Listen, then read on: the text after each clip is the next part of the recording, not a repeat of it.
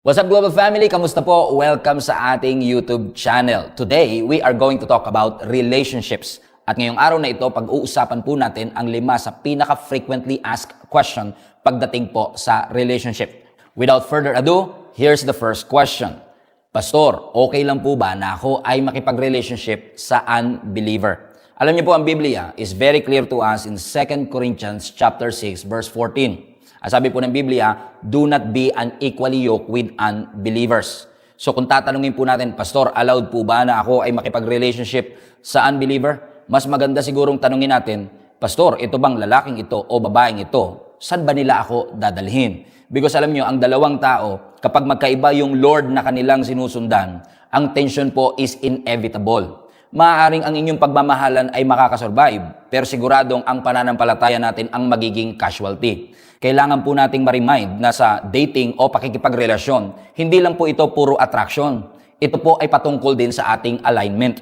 Ang sabi nga po ng Biblia, si Adan ay binigyan ng Panginoon ng suitable partner. So hindi porket compatible, suitable. Kasi pinag-uusapan natin dito, hindi lang naman compatible ba ang inyong hobby, compatible ba ang inyong personality, okay ba ang inyong music choices, tugma ba kayo? Ang inyong humor ba ay compatible? Kasi hindi lang naman roommate ang ating pinag-uusapan, kundi lifetime partner. So napakahalaga po na pareho kayo ng pananampalataya kasi yung faith natin, yan ang magdidetermine ng direksyon ng ating desisyon at ng ating buhay. Sa faith kasi nalalaman natin sino po ba ang nakaupo sa trono ng ating buhay. At maaaring mahal nyo nga ang isa't isa, but when you are walking on a different destination, delikado po ito. Kasi kapag magkaiba ang authorities, magkaiba ang inyong conviction, magkaiba ang inyong moral boundaries, kapag tumagal, isa sa inyo magdo-dominate at ang isa sa inyo ay magko-compromise.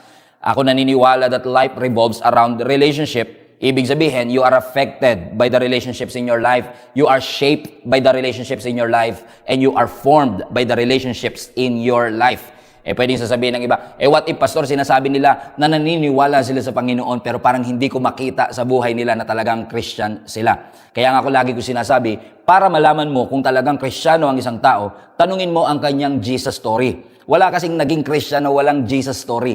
Lahat po tayo naka-experience at some point in our life kung paano tayong binago ng ating Panginoon. Yung kino-confess kasi ng tao at yung kanyang pinapractice, magkaiba po yan. Yung paniniwala natin sa ating Panginoon at pagsasubmit natin sa Diyos, malayong-malayo po yan sa isa't isa. Alam niyo po kasi, hindi yung lumalabas sa bibig natin o yung statement natin ang sukatan ng ating pananampalataya. Ang sukatan ng pananampalataya natin ay yung pagpapasakop natin o submission natin sa ating Panginoon. And when both of you entered into a relationship, dapat sabay kayong lumalakad at hindi kayo naghahatakan. Tatandaan ninyo na ang relationship, hindi nyo yan missionary work, hindi yan project kung paano natin gagawing believer yung ating ka-relationship. Question number 2, pwede po ba na ang babae ang mag-first move? Nako, kailangan ko maging maingat dito sapagkat sa ating Filipino culture, talaga namang kailangan ang mga babae ay mahinhin. Pero siguro kailangan din nating isipin, babae man o lalaki ang magbibigay ng first move, ang tanong, wise ba yung move na iyan? Kasi kung titignan po natin ang Biblia, hindi naman po forbidden na ang babae ang mag-initiate.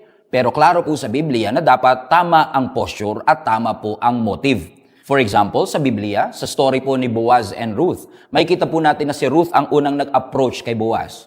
Kumbaga, she positioned herself para makita ni Boaz. She expressed herself kay Boaz.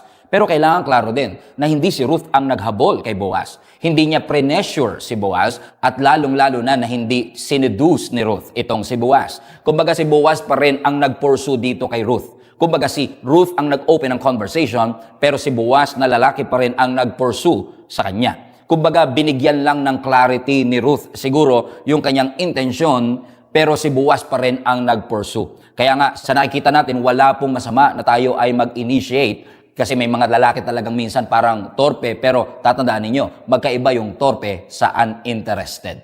Third question, meron po bang soulmate sa Bible, Pastor? At meron po bang concept ng the one sa Biblia? Now, this is interesting kasi makikita po ninyo that the Bible never promises the one. Pero kailangan kong klaruhin na malinaw din po sa Biblia na kailangan po ng wisdom. Required ang wisdom sa pagpili ng tao na atin pong mapapakasalan. Kasi po yung idea na meron tayong pre-assigned na soulmate, parang tunog romantic, parang inintroduce ng Hollywood, Pero parang hindi po yata siya masyadong biblical. Kasi kung iisipin po ninyo, kung totoo po talaga yung idea ng soulmate, kumbaga isang maling date lang o isang maling relationship lang, it could destroy the will of God in the human race.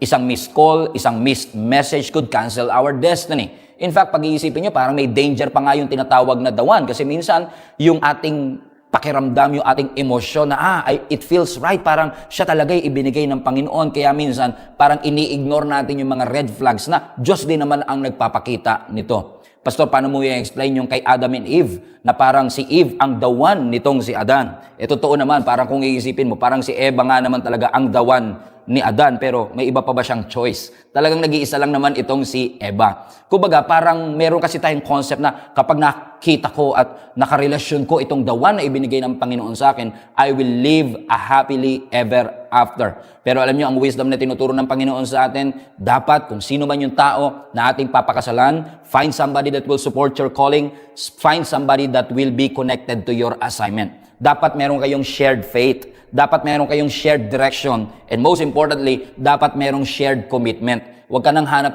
ng perfect. Siguro magandang hanapin yung prepared. Yung mga tao na hinanda ng Panginoon at yung mga taong inihahanda ang kanilang sarili para sa iyo. Fourth question. Importante po ba, Pastor, ang physical appearance? At ano po ang maiko-consider nating biggest red flag para hindi pumasok sa isang relationship? Magandang tanong, pero isa-isahin natin. Importante nga ba ang physical appearance? Well, I believe it matters, pero maaaring talagang isa ito sa ikinukonsider ng mga tao when it comes to pursuing somebody. Totoo naman kasi na ang attraction ay napakahalaga. But you have to understand that attraction might be important, but it is not sufficient. Delikado kasi kapag tayo, puro attraction lang, pero walang kasamang wisdom. Kasi pag walang kasamang wisdom, nabubulag ka na sa looks. Tatandaan mo, ang looks, nagfe-fade yan. Ang katawan ng tao, nagbabago yan. At ang chemistry, pwede huyang mag-fade. Hindi naman mali na tumingin doon sa physical appearance, pero tatandaan natin na temporary lang yan. Kailangan natin ma-realize na hindi lang naman mukha ang papakasalan natin. Marami pang kasama ito. Kung meron mang biggest red flag, siguro isipin natin na ang marriage is all about habits. Ang marriage is about temper. Ang marriage is all about values, discipline, or even patterns. Alam nyo, makikilala mo ang tao hindi sa wedding day. Makikilala mo siya ng lubos sa inyong married life. Kasi hindi mo pinapakasalan ang tao dahil sa kanyang potensyal. You have to realize that you marry their patterns as well. Pansinin po ninyo, pag nagliligawan pa lang kasi, para ka nanonood ng highlight reel. Lahat ng magagandang bagay patungkol sa tao, parang in love ka. Pero ang married life, hindi highlight reel. Unedited video ang makikita mo. Lahat ng kamalian, lahat ng kanyang kakulangan. Kasi lahat ng tao pwedeng mangako sa atin. Ibibigay ko sa iyo ang bituin, ibibigay ko at susungkitin ko ang buwan at ang araw. Pero pag dumaan na ang stress, pag dumaan na ang conflict, ang fatigue, ang boredom, yung pattern ang mag-i-expose sa tunay na pagkatao nila. Tatandaan nyo, pattern speaks louder than promises. Lahat kayang mangako, pero i-check mo mismo yung patterns niya in the past. Question number 5. Let's talk about healing. Let's talk about heartbreak. How not to bring baggage or traumatic experience in the new season of my life. I want to encourage somebody na ang heartbreak ay hindi po katunayan that you are foolish.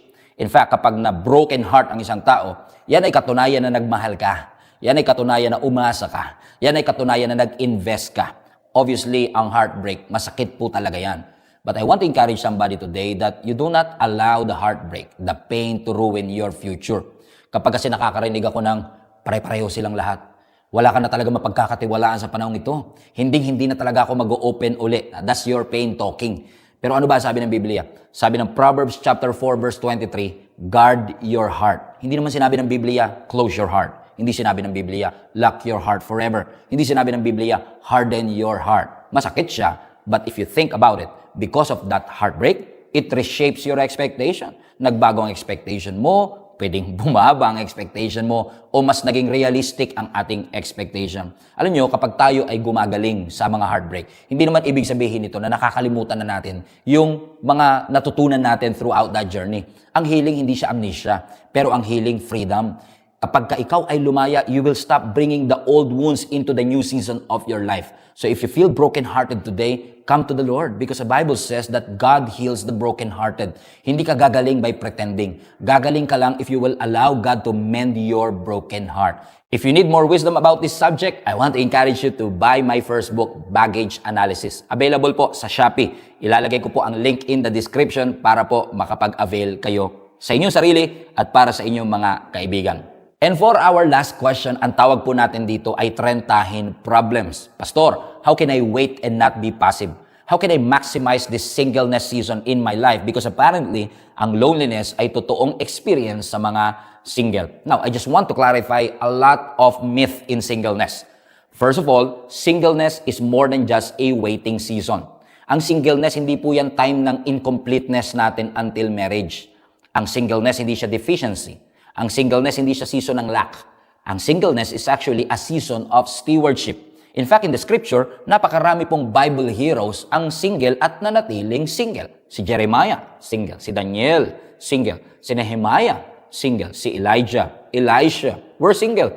John the Baptist, single. Martha, Lazarus, Apostle Paul, all of them, including our Lord Jesus Christ, single po sila nung sila ay nandito sa earth. Pero may tinuturo ang Panginoon sa atin. Kapag tayo po ay nasa singleness season, this is more than just a waiting season. And yes, waiting season must not be a wasted season. And waiting is not standing and doing nothing. Maging passive na lang tayo. Waiting season is a stewardship season. I want to encourage all the single people out there. Build a full life while you are still single. You are not on a holding pattern na nag-aantay lang ng mapapangasawa ninyo. Grow in character. Serve the Lord while you can at marami ka pang oras. Because alam nyo, ang loneliness mas nagiging worse when your world is too small. If you can travel, travel. If you can have fun with a lot of people, do it. Bakit? We need to steward our singleness season. So what about you? How are you stewarding this season wisely? Let me know in the comment section. And before I end this video, I want to encourage you to follow and subscribe sa mga social media platforms po natin that is flash on the screen. And now, kung may mga topic suggestions po kayo sa mga susunod nating episodes, don't forget to put that in the comment section. See you on the next podcast.